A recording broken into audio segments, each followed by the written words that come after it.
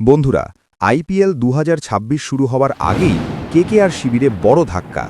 হর্ষিত রানার হাঁটুতে চোট যখন কলকাতার কপালে চিন্তার ভাঁজ ফেলেছে, ঠিক তখনই সামনে এলো এক চমকে দেওয়া খবর।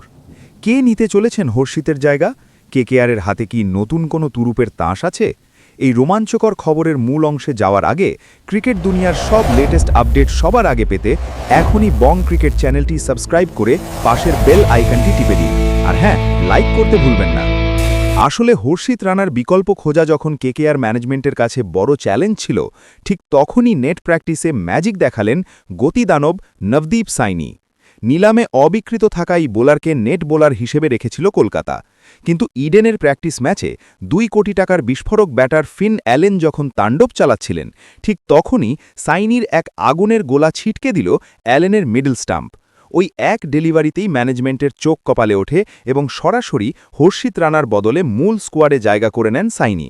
এখন দেখার বিষয়, ইডেনের বাউন্সি উইকেটে সাইনির এই বিধ্বংসী গতি বিপক্ষ দলগুলোকে কতটা নাস্তানাবুদ করতে পারে।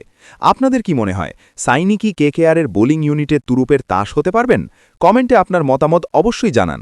আর আইপিএলের এরকম দমদার নিউজের জন্য অবশ্যই বং ক্রিকেট চ্যানেলটি সাবস্ক্রাইব করুন। ধন্যবাদ, দেখা হচ্ছে পরের ভিডিওতে।